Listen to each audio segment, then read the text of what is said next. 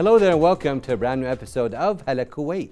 My name is Tariq Al-Aryan and we're coming to you live tonight from the Ministry of Information studios right here in downtown Kuwait. And I hope everyone out there is having a great evening wherever you may be watching tonight's episode of the program. As usual, the camera crew have been very busy filming all around the state of Kuwait. We have a lot of great reports to get you caught up on tonight's episode, time permitting. Also, we have some distinguished guests who will be joining us right here in the studio very shortly.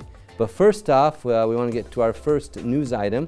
The Executive Board of the International Olympic Committee, IOC, on Friday fully lifted the suspension of the Kuwait Olympic Committee, KOC, as a result of the successful implementation of a roadmap agreed between all parties. The decision was made very soon on Friday, and everyone in the state of Kuwait is really happy about that. We'd like to see all our athletes participating in the various sports venues all around the world, and now they'll be able to do that without any of the restrictions and bans that was in place before. So we'd like to congratulate everyone in our beloved country on lifting the ban. So let's take a look now at this report for more details. Stay tuned.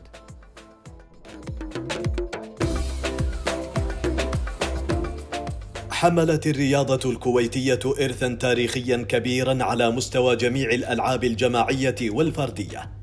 فلا زلنا نستذكر تتويج منتخب الكويت لكرة القدم بكأس آسيا عام 1980 كأول فريق عربي يحصل على اللقب، فضلاً عن تأهله لمونديال 82، فيما تربع على كؤوس الخليج بحصوله على 10 ألقاب. ومن كرة القدم إلى كرة اليد، حيث حصل أزرقنا على لقب كأس آسيا عام 1995 بعد فوزه على الشقيق البحريني في المباراة النهائية، ووصوله أكثر من مرة إلى نهائيات كأس العالم، واضعا الأزرق ضمن أفضل منتخبات العالم على مستوى اللعبة. أما بالنسبة إلى كرة السلة، فقد تمكن فرسان الكويت من تحقيق اللقب الخليجي في أول 3 بطولات أثناء حقبة الثمانينيات، ومشاركاته الفعالة بكأس آسيا 11 مرة.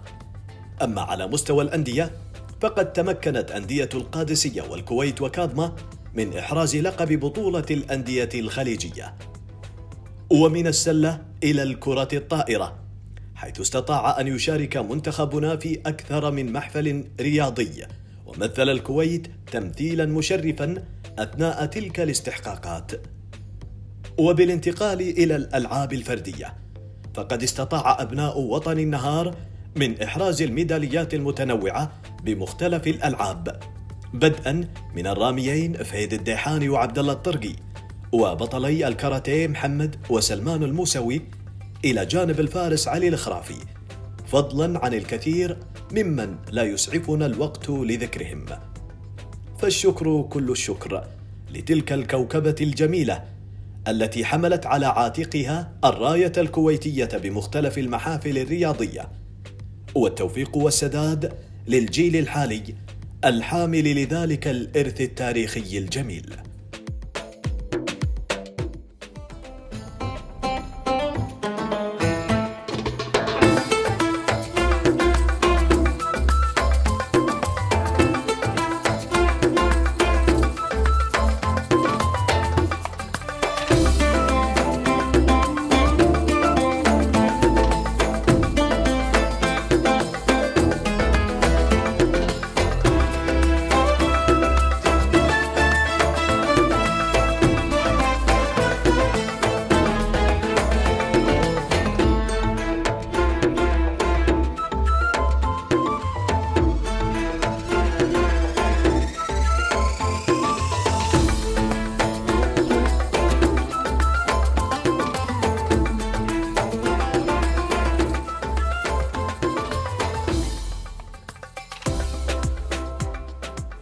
Well, we're back right here on Hala Kuwait, and I hope everyone out there is enjoying their evening.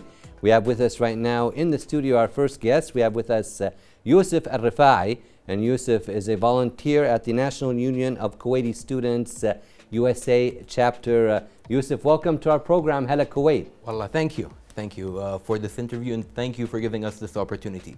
It's a pleasure to have you on our program. And Yusuf, maybe tell our audience a little bit first off about yourself and what's your major, what are you studying, and so forth. I'm a rising sophomore at the University of California, Berkeley, and I'm majoring in economics. All right, then how is that going? How's your studies going? My university is not easy, of course, but the experience of studying in the US in itself is a great experience. You do not only grow academically, but also grow as a person. And this is why I always encourage people to go towards studying in the US, much like myself and yourself. Well, good to hear that, Yusuf. Yeah, it is a very rewarding and great experience to study in the United States and get a degree from there. And now, tell us a little bit about the National Union of Kuwaiti Students, Yusuf. Tell us a little bit about it, please. The National Union of Kuwaiti Students has been here for a long time, but never actually got really active until around 1999, when a new group of students came about. And the work of the National Union of Kuwaiti Students is divided into four main pillars. Tell us about that. The academic pillar, the cultural pillar, the social pillar, and the national pillar. Tell us a little more details about each of these pillars, please. The academic pillar is the National Union of Kuwaiti Students actually working one-on-one with new students coming towards the US, helping them with their applications to universities, to different English programs in the US, and also communicating their needs to the Ministry of Higher Education in Kuwait and the Cultural Office, because the National Union of Kuwaiti Students is the only official organization that has direct contact with the Ministry of Higher Education, the Cultural Office, and the American Embassy. The social, the National Union of Kuwaiti Students has a lot of social activities in the US in order to build a miniature Kuwait in the US for Kuwaiti students to not feel too homesick. Yeah, it's really great. The last few years you have some very exciting and great activities. I think once a year you have a very big activity somewhere in one of the big cities in the United States, correct? Yeah, yearly there's this annual conference that groups a large group of Kuwaiti students. Sure. I believe last time it was over 5,000 or 6,000 students attending. And it's many a great great opportunity. speakers also come from Kuwait from different fields also to give their knowledge and background to the students. Exactly. And it's a great opportunity to see people from Kuwait and also Kuwaiti students from different states. Good for networking and getting to know each other a little better. Yeah, and also feeling your Kuwaiti patriotism, like really feeling like you're in Kuwait while you're in the US, so you never feel homesick. Well, that's great to hear. So you talked about two of the pillars. Tell us about two of the other pillars of the four, Yusuf, please. The cultural. So part of the work of the National Union of Kuwaiti Students is embracing our cultural identity, who we are as Kuwaitis, and also communicating our cultural needs to the Ministry of Higher Education in Kuwait and also the Cultural Office. And our last one is the national. So the national meaning embracing who we are as Kuwaitis, and also the National Union of Kuwaiti Students under its current administration always pays attention to holding yearly multaqa, or yearly small miniature gathering of Kuwaiti students in the weekend of the Kuwaiti National Day. So even though we're in the US, we feel like we're in Kuwait. So due to celebrating the National Liberation Days wherever you may be in the United States. Good exactly. to hear that, Yusuf. I know you have a very demanding schedule yourself, studying economics at one of the big universities in the States. And so what got yourself to choose to volunteer and help in Nuke's USA chapter? Well, my experience with Nukes actually started with me being contacted by members of the current executive board of the National Union of Kuwaiti Students last year. They were the people who actually paved the way for my experience as a student at the US. I was going on a merit scholarship to the United States, and I didn't know how to apply for the scholarship. I didn't know how to get things started. And they were the people who actually paved that way for me. And then as a freshman in university, I started looking at them from afar. I started observing their work, and I actually admired the way that the National Union of Kuwaiti Students under its current administration was able to reunite Kuwaitis in the US, was able to make us feel like we had a home away from home in the US. And that actually compelled me to motivated me to start working with them and helping the other Kuwaiti students who are going to the US with their journeys. Good to hear that, Yusuf. So tell us a little bit about your experiences now as a volunteer with the National Union of Kuwaiti Students USA chapter. Well, it's an enlightening experience.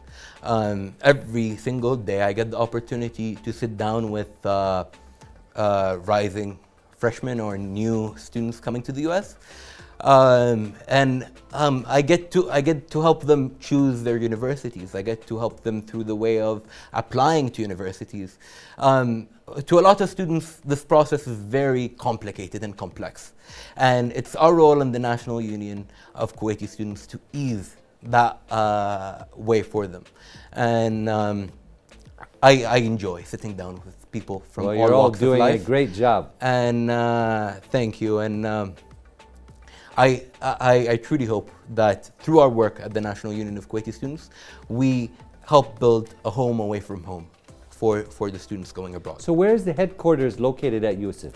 The headquarters is located in Sharq, in Mubarak Al-Kabir Tower on the 9th floor.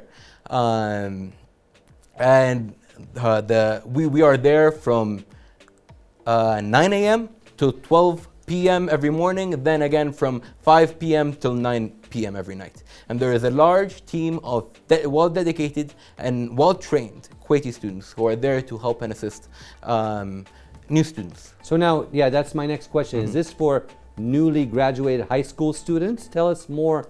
Who is this for exactly? It is for any student planning to study in the US or currently studying in the Kuwaiti US. student. Kuwaiti male students. or female? Male or female. And we also have a staff of male and female students who are there to assist them. And it's for undergrads or graduate students. Last Thursday, I was assisting a woman who is planning on getting her PhD from the US. Since we're well trained and we have a very good background about the whole application process and about the studying process in the US, we're there to help and assist that. Good to hear that. So tell us a little bit now, how can people out there now reach you? Students can reach us through Nukes USA on Instagram or That's all Twitter. one word? Yeah, NUKS USA on Twitter or Instagram, or they could visit our website at nuks.org. And we're at the office every day from 9 a.m. till 12 p.m. and then again from 5 p.m. to 12 p.m. And I would also like to note that the National Union of Kuwaiti Students will be holding an orientation under the patronage of His Excellency Dr. Hamid Al-Azmi, the Minister of Education and Higher Education, this Wednesday at Marriott Courtyard in the Araya Ballroom. And that will be starting at 9:30 p.m. So it's a great opportunity for students to learn more about see what they can do. Exactly. Well, Yusuf, it's really a pleasure to have you on our program, Hala Kuwait, and coming towards the end of our interview this evening. Do you have any last words or comments for the audience watching tonight? My last words is that the National Union of Kuwaiti Students has their hands open for any student, regardless if they're undergrads or graduate students planning on studying in the US. The experience as a student in the US is one of the best experiences anyone can have. And we're here to help the students with their journey in the US. Very well said, Yusuf, and we appreciate your time with us and wish you and all your colleagues the best of luck in your future endeavors. Thank you very much. Thank you very much. We were speaking to Yusuf Al-Rifa'i, who is a volunteer at the National Union of Kuwaiti Students USA chapter, wishing him and all his colleagues all the best of luck in their future endeavors. Now we're going to be moving on to our next report and take a look at the National Day reception of the Egyptian Embassy. So let's take a look at this reception and what took place. Stay tuned.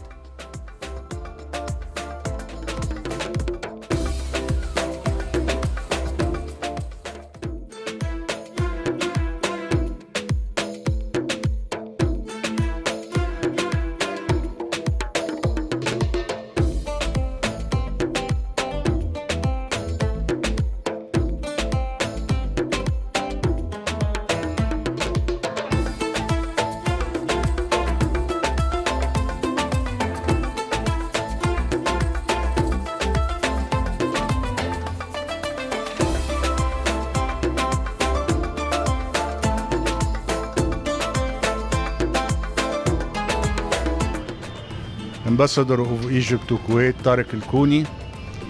Of course, I would like to express my thanks and gratitude for all the people who came today, especially the Minister of Information, Mohammed Al-Gabri, as well as the Governor of Farwaniyya, Sheikh Faisal Hamoud Al-Subah, and other officials from the ministry and other officials from Kuwait.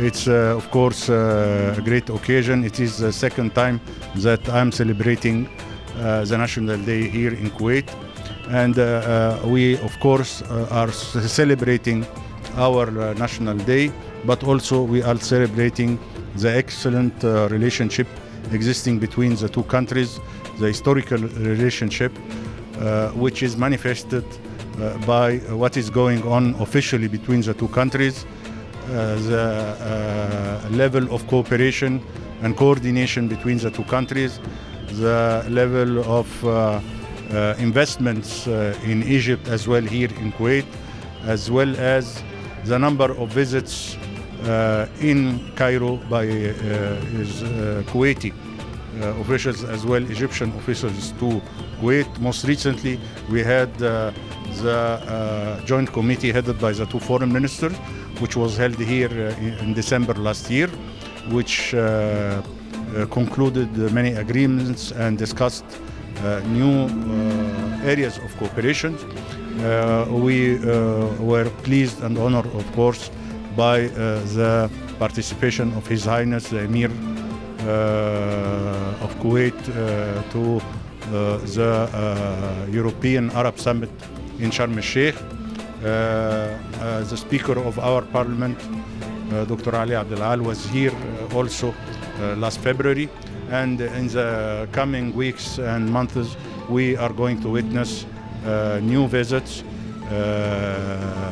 in order to follow up the very good work done by the two countries. So I would like to congratulate all the Egyptians, especially the ones who live here in Kuwait, and to wish them all the best.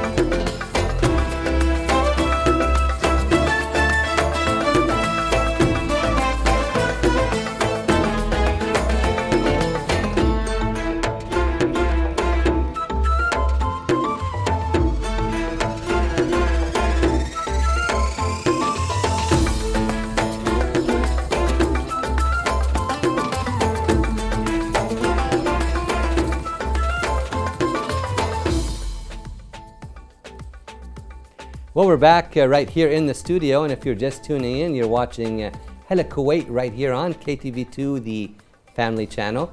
And we have our second interview segment this evening. We have with us right now, right here in the studio, we have with us Yasmin Shahada, and she is the president of Dialogue X, and also joined this evening by Ali Fakhruddin, and he is the vice president of Dialogue X. We'd like to welcome you both to our program, Hala Kuwait. Thank you for having us. Thank you for hosting us. Pleasure to have you both right here on the program. The first question that comes to mind is Dialogue X. So tell us, Yasmin, what is Dialogue X? What's it about? Your aims and objectives, please. Okay, so let me start with how it started. Yes, please. So we wanted to provide a platform for students, academics and professionals to engage in discussions and topics that would relate not only to the Department of Architecture, it also expands beyond these limits. So we have discussions about different topics such as activism, technology. Even we had one talk about politics and everyday life. So these discussions would promote critical thinking and would enhance the creativity of the architect and the students in the Department of Architecture. So they would start questioning and while designing have better experience in those fields.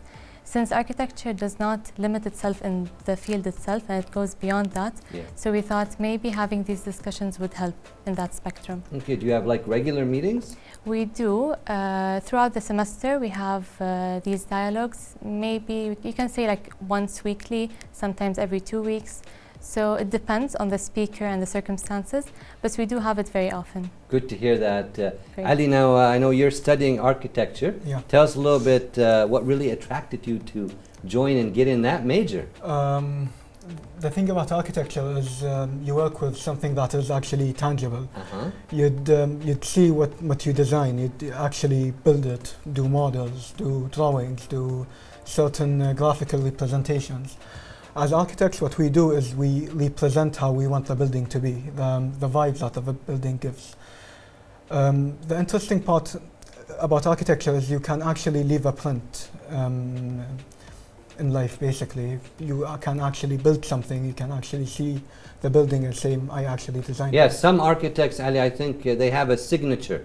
Like maybe inshallah in the future, you and Yasmin, maybe your colleagues will have some things where they will know that this is Ali's work. Hopefully. Correct? Is that some architects That's have very that? true. Yeah. A lot of architects like Fangeli, Hadid, they do have this signature that gets repeated over and over in their designs until they start perfecting the signature.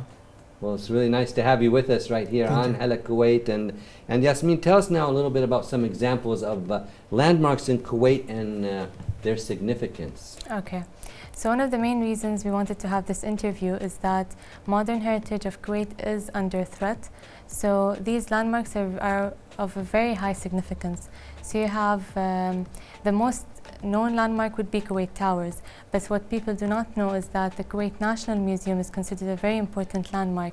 You have the parliament as an important landmark.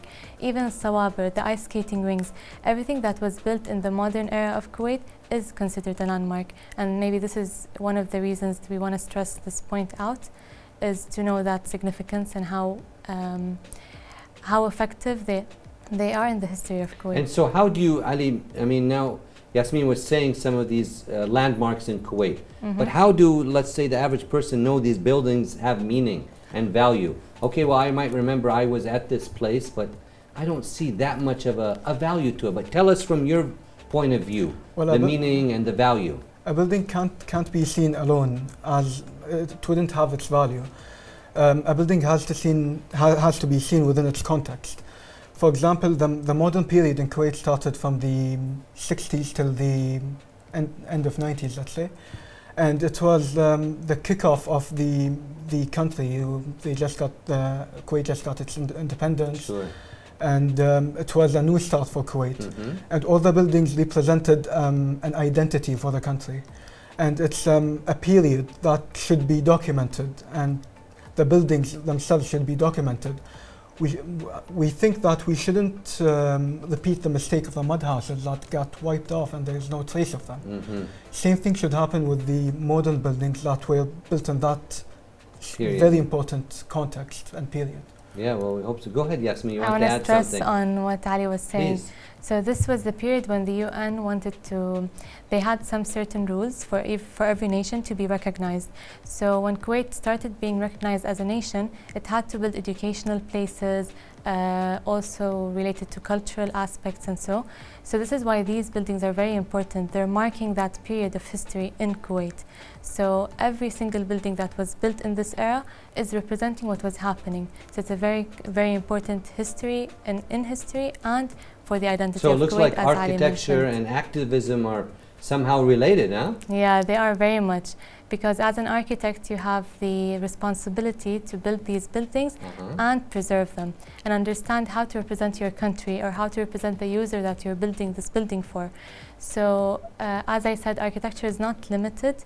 It it expands. So you have to understand the social, the cultural background. So can I mention an example for that? Please. So we have a Sawaber complex, let's Yes. say. When Arthur Erickson built that building, he considered the culture of the Kuwaiti public and the users. So he thought of shifting those slabs, the layers, the levels, and to create more privacy for the user. He also challenged what is known in the social norms for the culture of Kuwait, and introduced communal spaces, promoted pedestrian movement instead of car movement. So you start getting the sense of how he was an activist in imposing new ideas that he thought would promote the culture of Kuwait. So this is how an architect could be an activist. I think he is through the design process if he chooses to be. Sure. So yeah. Ali, tell us more about that, please. Well, to understand how architecture is Yes, related to please. activism, we have to understand what activism is. Yeah. Activism is the taking an action in order to create or influence a social change or a political change, let's say. When it comes to architecture, at the end of the day, you're dealing with the users, the people who are using the buildings.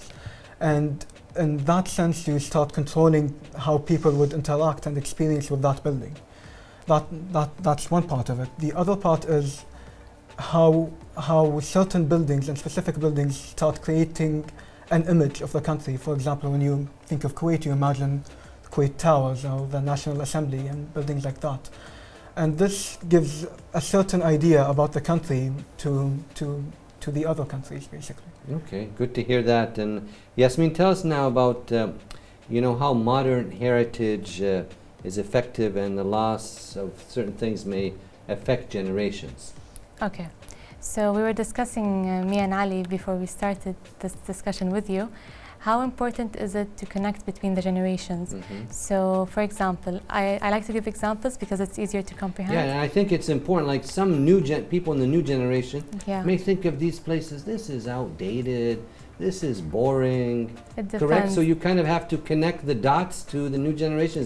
Tell us more. Yes, so for example, let's think of the ice skating ring. Yeah. So this ring represents a place where people went for amusement, to take their kids and Sure. skate and so. So our fathers and us went to the same place. We enjoyed the same space. So this would connect a connection between these two generations, and then we would go back to the point of nationalism. When you connect between the generations and we all have a shared point, we would understand how important this landmark is, and yet this would promote our nationalism and our connection to our country again. So again, Ali talked about memory and how important it is, and the value and the meaning of the building. So this is always, you gain that importance and that value from these experiences of the people and the user. So Very well that said. would be. What about you, Ali? Would you like to add something to that, please? I think we have to start getting away from the culture of destruction, because we believe that everything that is new is better than the old, and sometimes that's not the case. Renovating buildings has been a worldwide movement, and it has worked effectively in many countries. But it seems like in Kuwait of late, they just want to build these big skyscrapers. Exactly. Huge buildings. And again, we go back to the culture of destruction and creating this gap in the identity. We have to document this period.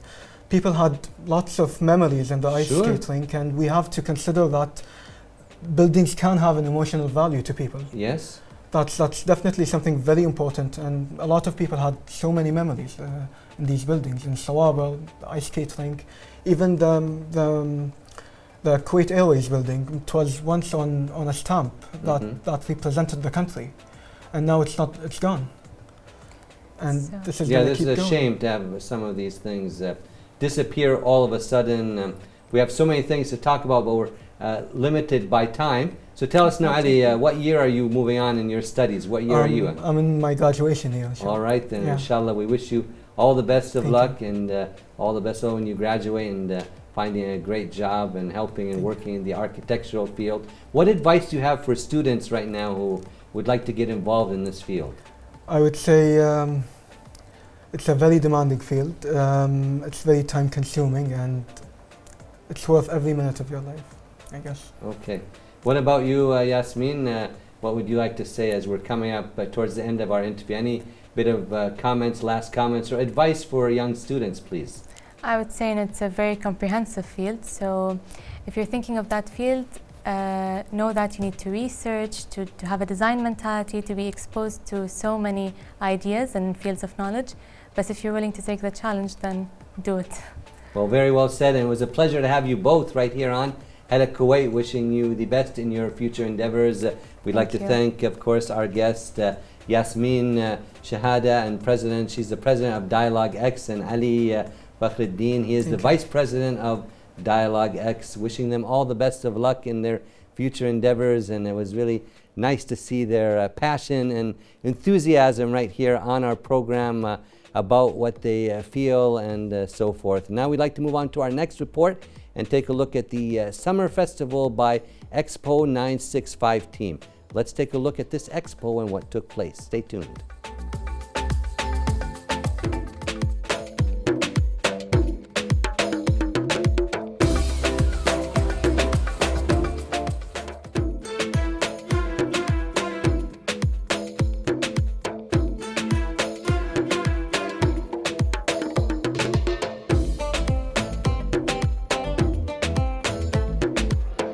Hello there, dear viewers. Welcome to Hala Kuwait Report. My name is Abdulaziz Darwish, and this report you're gonna see all the daily events in the state of Kuwait. And this report we are covering inside Khalid al School, especially in Al-Rawda area. Here there is an amazing event. We call it Our Summer is Amazing Festival. And this festival is covering, it's all about the heritage and handicrafts exhibition.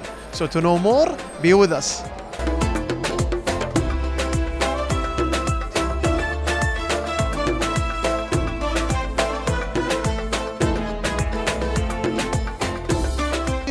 We're still covering inside Khalid al School, and now we're going to interview one of the participants inside the school, and his name is Dr. Ali Najada. How are you, Doctor? And thank you so much for being with us today, and it's amazing thing you are doing with the SED also. You are welcome, and I appreciate you coming to my section here, weaving. My name is Dr. Ali Saleh Al Najada.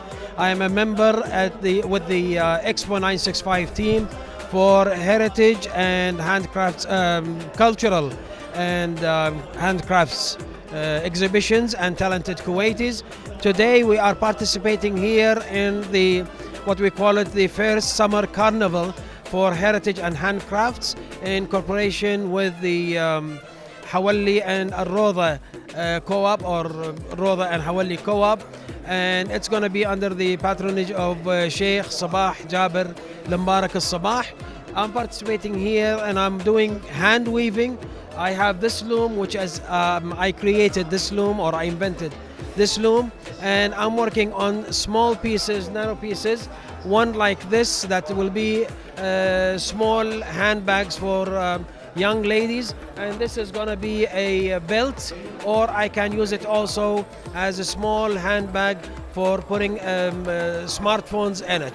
So this is what I am doing, and we have about 50 to 60 participants. Some of them in this festival here, some of them are they own their own collections, and I can say that they have their home museums.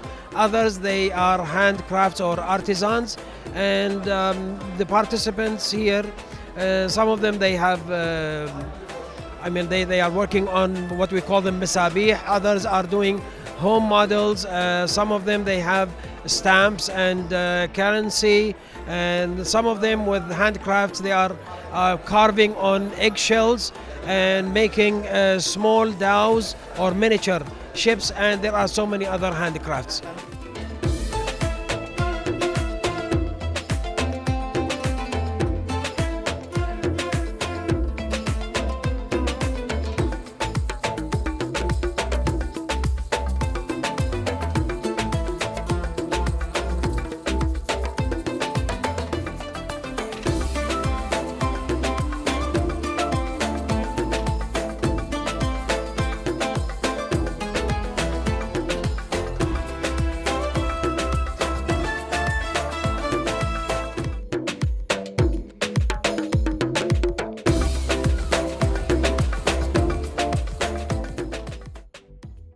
Well, we're back right here on Hala Kuwait, and we have with us right now Dr. Juliet Dinka. She's a licensed clinical psychologist and an associate professor of psychology at the American University of Kuwait. And Dr. Juliet, welcome to our program. Welcome, thank you. Nice to have you with us nice to on be here. Sundays, and we appreciate your valuable time with us. Thank you. And this evening, we're going to be talking a little bit about toxic relationships. I love this topic. It Okay. seems like a lot of people really like it because they can relate to it, Yes, right? that's I'm sure right. at one time in our life, all of us, Have if we don't experienced still have some the toxic, toxicity, yes. we've experienced, if it's from your relationship or Sure. friends or family members that are toxic in our life.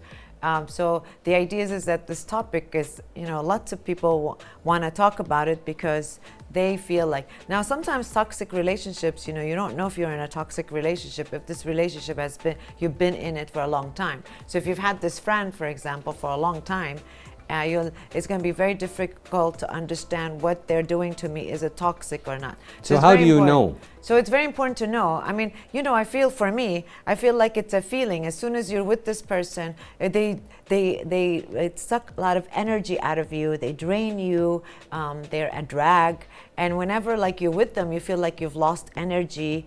You don't feel excited being with them because at the end you either feel guilty or you feel like you've done something wrong. I mean, most of these people, you'll know them, they're victimizers. They don't have any sense of boundary, for example. Like they always want to take, they don't want to give. They don't understand this is my time, I cannot be with you. They're always, the most important person is themselves. They are constantly feeling that that you are not listening to them. They do make you feel guilty. They are constantly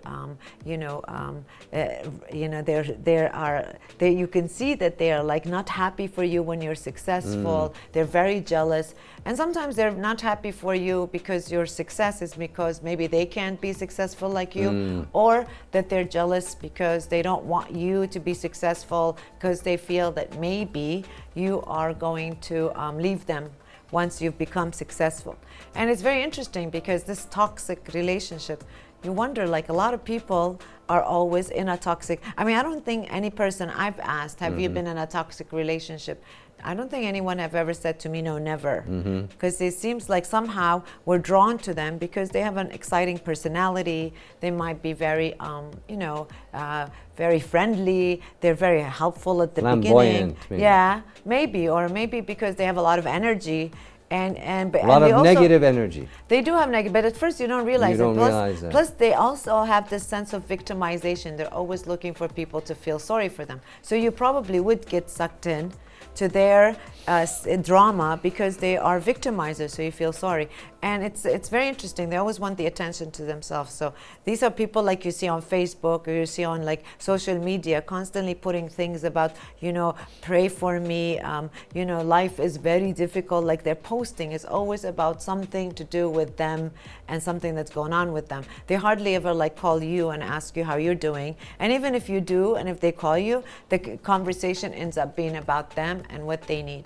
And the reason why we need to get rid of them is because they are, they could be an obstacle to your success. So if you're being successful and you come and you have this toxic person in your life and you're sharing all these wonderful things, I mean, they might say, yeah, that's great, but they don't really support you. They're not give you some quality of keep up, I'm really rooting for you. Somehow they either become very negative and they're giving you all these doubts, are you sure you want to do this? Maybe you don't want to do that. They put these doubts, or on the other hand, they're not encouraging you and telling you, everything will not be well. It's better for you not to do this or that. Somehow keeping you, attached to what it is. But I also think that as human beings, we are very attracted to this toxicity, especially if you're raised in that kind of an environment. So let's say you were raised in a negative household where there was a lot of drama anyways, we do tend to attract these individuals. If you're a caretaker and you love helping people, you're definitely going to be attracted to them because they're victimizers, and they make you feel guilty and they want so much of your time, and it's always me. So if you're a caretaker, you kind of enjoy, at first, until you realize something is wrong, or until someone points it out to you and says, look, this person is not really healthy for you or good for you. Look what they're doing for you, to you. They're draining you, they're making you sad. Whenever you see them, they're not really progressing. You're not really moving forward in this relationship. You feel like you're stuck somewhere. So, And doctor, tell us now how to get rid of some of these Now, it's relationships in a good manner. You have some now tips I have some that you tips, but it's very, very hard a lot of times, Yes. especially if they're family members. in a good manner. It's Yeah. very difficult. And it's good. It's very difficult because it's hard. So the first thing I want to say is, everyone has to know it takes time.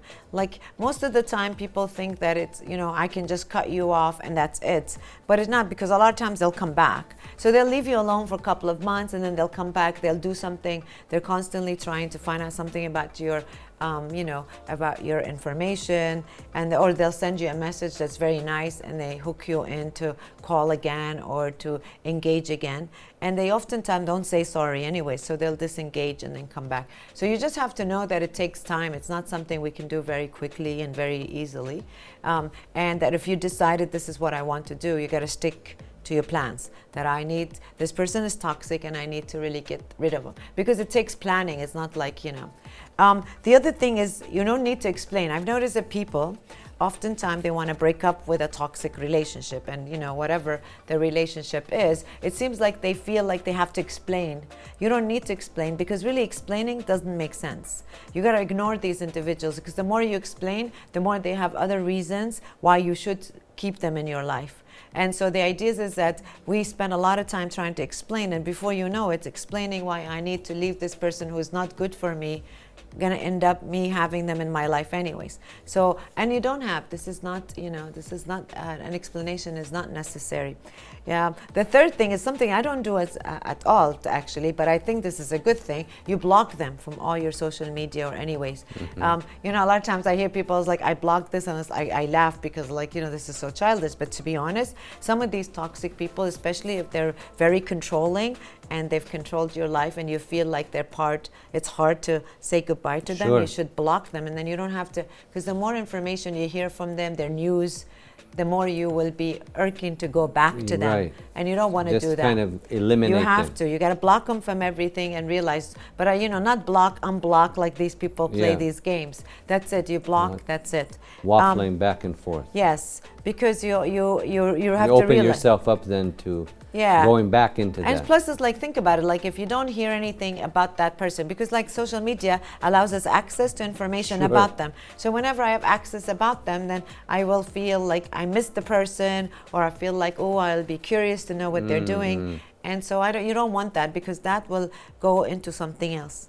Number 4, don't argue. So a lot of times when people are breaking up, or they're saying to the person, you've really been toxic in my life, I don't need you.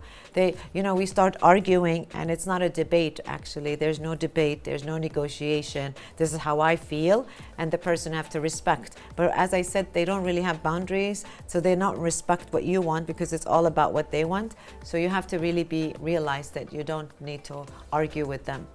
Number 5, a lot of times, sometimes people not very clear about how they feel. They know this person is toxic, but to keep your mind very clear, write a letter, and email it to them, and write everything that you feel.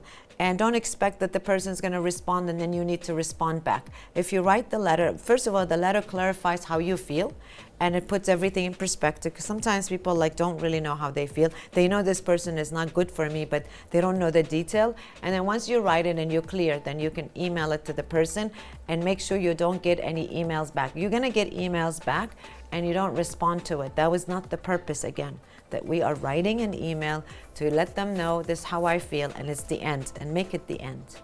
Now, number 6, you have to create distance. Now, distance, sometimes with family members, for example, it's very hard to cut off people that are we going to see on a regular basis, or their family in there. Family in there. Plus, you don't want to cut off one person and then your aunt or your uncle or your mom or your dad, somebody gets mad, right? Yeah. But with those individuals, maybe it'd be hard to block them or write them a letter. What you need to do is you really need to create distance. Creating distance, so you could be in these gatherings with family gatherings, but you want to make sure that you can have a conversation, small conversation, and then you don't have to engage emotionally with them. The other thing is creating distance is nice. For example, family members, if you could like don't respond to their calls all the time, respond very, so instead of talking to them every day, create a distance, don't talk to them every day, and use the excuse that you're busy with work or commitment, education. So the idea is that the more you create a distance, little by little, before you know it, you're cutting the relationship off. Now, I know a lot of people use this technique a lot here in this particular society, because we're trying to make sure that we save face, and we it's a small country anyways, Sure. we're going to run into them. But so shortly, and then when they say, you haven't called me, you haven't done this, then you can always say, look, I've been busy, I'm working, I have a lot of responsibility. But in the meantime, you're not responding as many WhatsApps or calls or anything like that. That way you're creating a distance, and then when you say it's finished, then it'd be easier to finish them that way, actually. Very well said. And Dr. Julia, it's always a pleasure Thank you. to have you on our program. We appreciate your valuable insight and tips when it comes to toxic relationships, and I hope the audience benefited from your expertise. Yes, I hope so too. And everyone has a toxic person. Get rid of them, because by getting rid of them, you're saying to yourself, I'm a valued person. I love myself, and I'm not going to let these people affect my environment. So you're making a statement for yourself also. Very well said. And we'd like to thank Dr. Juliet Dinka, licensed clinical psychologist and an associate professor of psychology at the American University of Kuwait, for her time with us tonight right here on Hala Kuwait. And with that, we come to the end of tonight's program. I hope you enjoyed all that we brought to you tonight right here on Hala Kuwait. Make sure to enjoy the rest of your viewing this evening and all throughout the week right here on KTV2, the family channel. I'll be back with you once again tomorrow evening with another episode of the program. So until then, make sure to take care of yourselves and each other, and let's always remember to respect one another. Have a nice evening, and good night for now.